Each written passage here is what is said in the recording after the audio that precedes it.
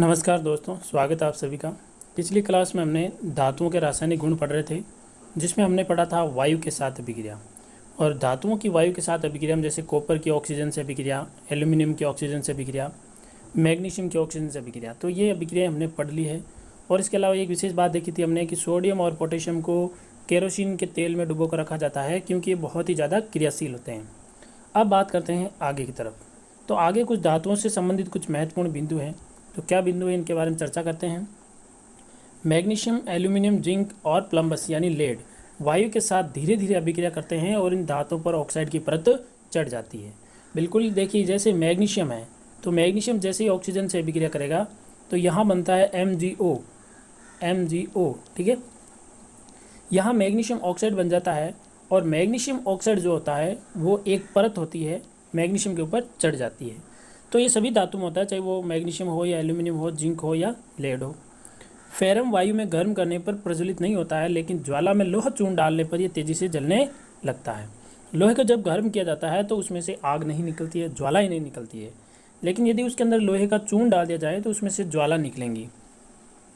Copper भी प्रज्वलित नहीं होता है, लेकिन उस पर काले रंग की कॉपर ऑक्साइड की परत बन जाती है, क्योंकि कॉपर को गर्म करेंगे तो कॉपर ऑक्सीजन से अभिक्रिया करेगा और CuO कॉपर ऑक्साइड बना लेगा, जिसकी वजह से इसके ऊपर एक काले रंग की परत जम जाती है। और चांदी और सोना ये ऐसे पदार्थ हैं, तत्व हैं जो ऑक्सीजन से अभिक्रिया ही नहीं करते, इसीलिए इनके ऊपर कभी भी इनकी अवस्था में, इसके रंग में कोई परिवर्तन नहीं आता है, क्योंकि ये ऑक्सीजन और जल के साथ अभिक्रिया नहीं करते हैं। ठीक है, तो बहुत ही कम क्रियाशील, अक्रिय भी कह सकते हैं एक तरीके से इनको, बहुत ही कम क्रियाशील तत्व हैं ये। फिर बात करते हैं उभयधर्मी ऑक्साइड। तो वह धातु ऑक्साइड जो अम्ल तथा क्षार दोनों से अभिक्रिया करते हुए लवण और जल उत्पन्न करते हैं। तो ऐसे धातु ऑक्साइड जो अम्ल से भी अभिक्रिया करेंगे और जो क्षार से भी अभिक्रिया करते हैं, दोनों से अभिक्रिया करते हैं और क्या बनाते हैं, लवण और जल बनाते हैं, उन्हें कहा जाता है उभयधर्मी ऑक्साइड। अब उभयधर्मी ऑक्साइड में यहाँ सबसे पहले बात आती है एल्यूमिनियम ऑक्साइड की। एल्यूमिनियम ऑक्साइड जो है वो हाइड्रोक्लोरिक अम्ल के साथ में अभिक्रिया करके एल्यूमिनियम क्लोराइड बनाता है और इसके अलावा H2O जल का निर्माण करता है। इसी प्रकार एल्यूमिनियम ऑक्साइड जो है वो सोडियम हाइड्रोक्साइड से क्रिया करता है और सोडियम एल्यूमिनेट बनाता है और जल का निर्माण करता है। तो यहाँ हम क्या देख रहे हैं कि यहाँ उभयधर्मी ऑक्साइड के रूप में एल्यूमिनियम ऑक्साइड काम करता है। तो आपको प्रश्न पूछा जाता है जब भी कि उभयधर्मी ऑक्साइड का एग्जाम्पल लिखिए, तब आप Al2O3 का एग्जाम्पल दे सकते हैं। फिर देखिए, बात करते हैं हम धातुओं की जल के साथ अभिक्रिया। धातुओं की वायु के साथ अभिक्रिया हम पढ़ चुके हैं, तो अब धातुओं की जल के साथ अभिक्रिया पढ़ते हैं। तो धातु जल के साथ अभिक्रिया करके क्या बनाएंगे, देखिए, धातु जल से अभिक्रिया करके धातु ऑक्साइड और हाइड्रोजन गैस बनाते हैं। ठीक है, अभी अभिक्रिया भी देखेंगे इनकी। और धातु ऑक्साइड जो है वो जल से अभिक्रिया करके धातु हाइड्रोक्साइड बनाता है। अब इसको समझने के लिए हमारे पास में एक फ्लो चार्ट है, क्योंकि सब एक जैसे क्रिया नहीं करते हैं। जैसे ये रहा धातु ठंडे जल में जो क्रियाशील हैं वो कौन कौन से हैं, सोडियम, पोटेशियम, कैल्शियम, ये ठंडे जल के साथ में अभिक्रिया करते हैं। गर्म जल यानी भाप के साथ अभिक्रिया करने वाले हैं एल्यूमिनियम, फेरम और जिंक। ये ऐसे तत्व हैं, धातु हैं जो भाप के साथ अभिक्रिया करते हैं। और गर्म जल के साथ अभिक्रिया करता है सिर्फ मैग्नीशियम। ठीक है, इसके अलावा जल के साथ कोई अभिक्रिया नहीं करते, वो होते हैं प्लम्बस, कॉपर, ओरम और अर्जेंटम। ये ऐसे 4 तत्व हैं, धातु हैं जो कि जल के साथ में अभिक्रिया ही नहीं करते। और कैल्शियम और मैग्नीशियम जल से अभिक्रिया करने पर तैरने लगते हैं, क्योंकि हाइड्रोजन गैस के बुलबुले धातु के साथ चिपक जाते हैं। जब मैग्नीशियम का टुकड़ा पानी के अंदर डाला जाएगा तो इसके चारों ओर बुलबुले बन जाएंगे और इन बुलबुलों के कारण ये क्या करेंगे, पानी के अंदर तैरने लग जाते हैं। आइए बात करते हैं इनकी अभिक्रियाओं के बारे में। तो ये देखिए, सबसे पहले बात करते हैं सोडियम की। सोडियम जल से अभिक्रिया कर रहा है तो सोडियम हाइड्रोक्साइड बना रहा है और साथ में जल। और क्योंकि सोडियम बहुत ही ज्वलनशील पदार्थ है तो ऑक्सीजन या जल से तुरंत अभिक्रिया करके विस्फोट होता है और विस्फोट के कारण क्या निकलती है, ऊष्मा निकलती है। ठीक है, कैल्शियम जल के साथ में अभिक्रिया करके कैल्शियम हाइड्रोक्साइड बुझा हुआ चूना बनाता है और हाइड्रोजन गैस का निर्माण होता है। मैग्नीशियम की बात करें तो मैग्नीशियम भी जल के साथ अभिक्रिया करता है और मैग्नीशियम हाइड्रोक्साइड बनाता है हाइड्रोजन गैस। एल्यूमिनियम जल के साथ अभिक्रिया करेगा तो Al2O3 एल्यूमिनियम का ऑक्साइड बनता है और हाइड्रोजन गैस का निर्माण होता है।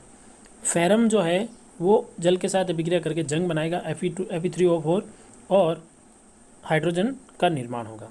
तो यहाँ इन अभिक्रियाओं में एक सिमिलरिटी देख रहे हैं कि धातु जो है वो जल से अभिक्रिया करके हाइड्रोजन गैस का निर्माण करते हैं, हाइड्रोजन गैस और लवण। ये विशेष बात हमें यहाँ पर ध्यान रखनी है। फिर बात करते हैं तीसरा गुण। हमने अभी तक पढ़ा था कि धातु जो होते हैं उनकी वायु के साथ अभिक्रिया, ठीक है। वायु के बाद हमने पढ़ा इनकी जल के साथ अभिक्रिया। अब हम पढ़ रहे हैं धातुओं की तनु अम्ल के साथ अभिक्रिया। अब हम अम्ल के साथ अभिक्रिया पढ़ेंगे। तो धातु तनु अम्ल से अभिक्रिया करके लवण और हाइड्रोजन गैस बनाते हैं। तो कैसे, देखिए इनके उदाहरण। जैसे फेरम है, फेरम HCl से अभिक्रिया करके FeCl2 और हाइड्रोजन गैस का निर्माण करता है। मैग्नीशियम है, वो इससे अभिक्रिया करके MgCl2 और हाइड्रोजन गैस बनाएगा। जिंक जो है तनु अम्ल से अभिक्रिया करके जिंक क्लोराइड और हाइड्रोजन गैस बनाता है। और एल्यूमिनियम HCl से अभिक्रिया करके एल्यूमिनियम क्लोराइड और हाइड्रोजन गैस बनाता है। अब कॉपर, अर्जेंटम, Hg ये तनु अम्लों के साथ अभिक्रिया नहीं करते। कॉपर, Ag, Hg ये ऐसे तत्व हैं, धातु हैं जो कि तनु अम्लों के साथ अभिक्रिया ही नहीं करते। फिर बात करते हैं धातुओं की अन्य धातु लवणों के साथ अभिक्रिया। तो यहाँ पर क्या होगा कि धातु जो क है वो लवण, कोई भी लवण होगा, विलयन होगा, उससे अगर अभिक्रिया करता है तो उस लवण का धातु का लवण बना लेगा और धातु जो अलग हो जाएगा। तो एक तरीके से विस्थापन अभिक्रिया के रूप में कार्य करेगा, ठीक है। तो इसमें क्या होगा कि अधिक क्रियाशील धातु अपने कम क्रियाशील धातु को उनके यौगिक से विस्थापित करती है और ये धातुओं की सक्रियता श्रेणी पर आधारित है। और सक्रियता सारणी जो हम पढ़ चुके हैं, सबसे ज़्यादा जो क्रियाशील तत्व होगा सक्रियता श्रेणी में वो होगा पोटेशियम, उसके बाद sodium, calcium, magnesium, aluminium, zinc, ठीक है। पोटेशियम जो है सोडियम को विस्थापित करेगा, सोडियम कैल्शियम को, कैल्शियम मैग्नीशियम को, मैग्नीशियम एल्यूमिनियम को, एल्यूमिनियम जिंक को। लेकिन ऐसा कभी नहीं होता है कि सोडियम पोटेशियम को विस्थापित कर दे, कैल्शियम सोडियम को विस्थापित कर देते, ऐसा पॉसिबल नहीं है, ठीक है। तो सबसे ज़्यादा क्रियाशील होगा वो सबसे कम क्रियाशील धातु को क्या करेगा, विस्थापित कर देगा। यही सक्रियता सारणी की विशेषता है। तो उसके बाद फेरम आता है, उसके बाद प्लम्बस आता है, ठीक है। और उसके बाद देखा जाए तो hydrogen, copper, mercury, argentum, Ag और उसके बाद में ओरम। सबसे कम क्रियाशील जो होता है वो होता है ओरम। चलिए पांचवी बात करें, वो है कि धातुओं की अधातुओं से अभिक्रिया। अब धातु जो है वो अधातु से अभिक्रिया करेगा तो क्या बनेगा, देखिए। तत्वों की अभिक्रियाशीलता संयोजकता कोष को पूर्ण करने की प्रवृत्ति के रूप में समझी जा सकती है। धातु के परमाणु अपने संयोजकता कोष में इलेक्ट्रॉन त्याग करते हैं और धनायन बनाते हैं, और अधातु परमाणु संयोजकता इलेक्ट्रॉन कोष में इलेक्ट्रॉन ग्रहण करते हैं, ऋणायन बनाते हैं। अब एक चीज़ यहाँ पर आप समझ लीजिए, संयोजकता कोष का क्या अर्थ हुआ। देखिए कोई भी तत्व है, चाहे मैं जैसे बात करूँ क्लोरीन की, ठीक है, क्लोरीन 17 नंबर पर होता है।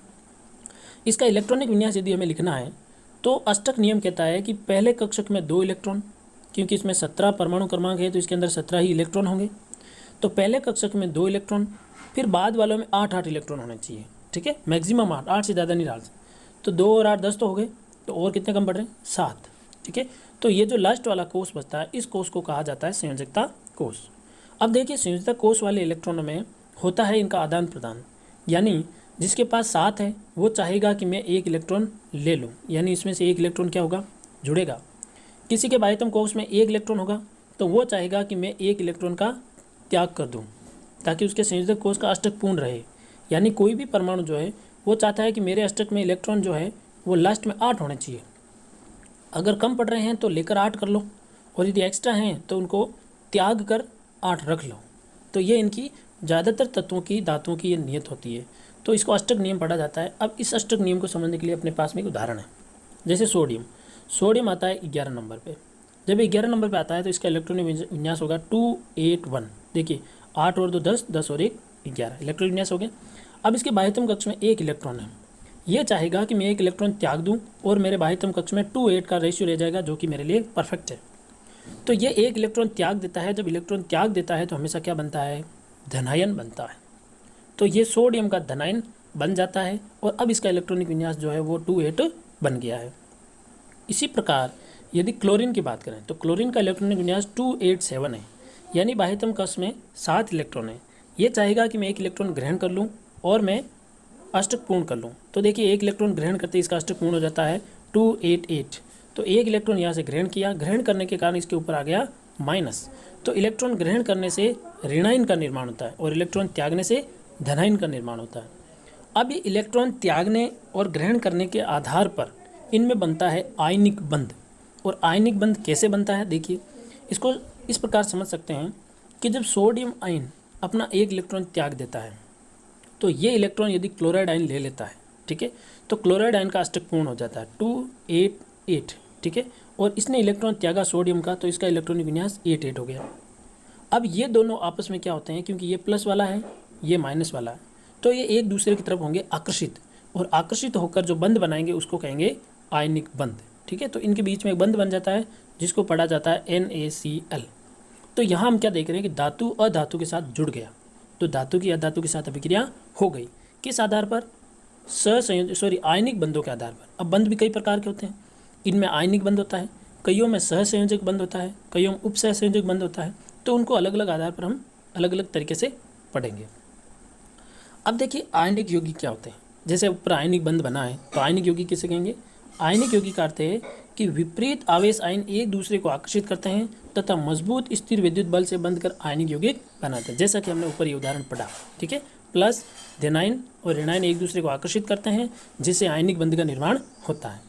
अब ये जो आयनिक बंध बना, जैसे अपन करें कि NaCl में कौन सा बंध होता है? आयनिक बंध होता है। तो आयनिक बंध के कुछ गुणधर्म होते हैं, ऐसे बहुत सारे आयनिक बंध होते हैं। तो इनके क्या गुणधर्म है? देखिए, भौतिक प्रकृति, ये ठोस और कुछ कठोर होते हैं, और ये सामान्यतः भंगुर होते हैं।